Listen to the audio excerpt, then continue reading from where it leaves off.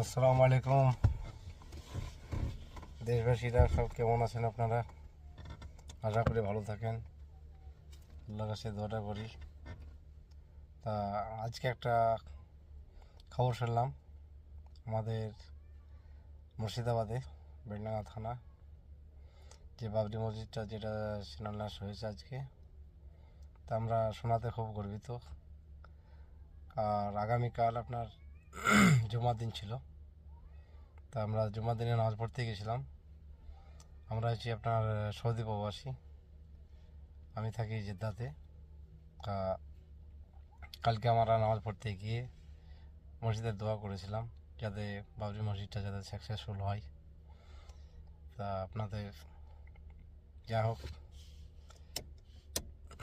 ভালোবাসা ছিল, দেশের মানুষের ভালোবাসা ছিল, সেই জন্য যাক স্বয়ং মহান রব্বুল আলামিন বড় ইচ্ছা ছিল, আর ইচ্ছাটা ছিল বলেই মসজিদটা যা হোক সাকসেসফুল হয়েছে।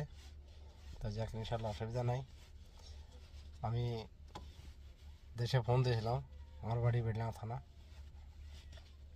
তা দেশে ফোন টোন করে জিজ্ঞেস করলাম, সোশ্যাল মিডিয়াতে দেখলাম প্রচুর মানুষ হয়েছে, মাথায় করে ইট নিয়ে এসছে, সিমেন্ট নিয়ে এসছে, যে যেরকম পেরেছে সে সেরকম সহযোগিতা করেছে। তা মার্শাল্লাহ দেখতেও খুব ভালো লাগলো ভিডিওটা।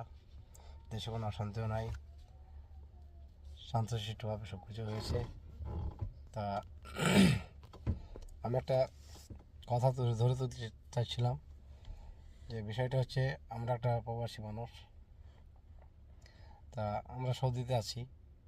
তা আমাদের তো পয়সা যে পাঠাবো এখানে, আমাদের কোম্পানিতে লোক অনেকগুলোই আছে।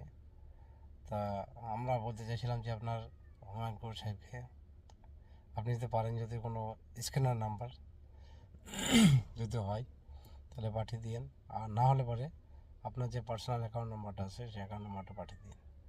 আমাদের ইউটিউবের মাধ্যমে হোক বা ফেসবুকের চ্যানেলের মাধ্যমে হোক, আশা করি আমার দেশের ভাইরা আমার ফেসবুকটা দেখবে, ইউটিউব চ্যানেলটাও দেখবে, ঠিক আছে? তা পরে পরে আমাদের কোম্পানিতে আমাদের অনেক লোক আছে, আমাদের কোম্পানিরও লোক আছে, এমনি যাতে স্টাফ আর কি, অফিসে যারা স্টাফ থাকে সেই সব লোকগুলো আছে। তা আমি কোম্পানিতেও কাজ করি, আমার প্রায় 11 বছর হয়ে গেছে। তা কোম্পানির ভালো, ইনশাল্লাহ খারাপ না। তা আমি জেদ্দাতে থাকি। তা সকল প্রবাসী ভাইদেরকে বলছি যে আমাদের মুর্শিদাবাদে যে বেলডাঙ্গা থানাতে যে এতে ছেদে নিতে যে মসজিদ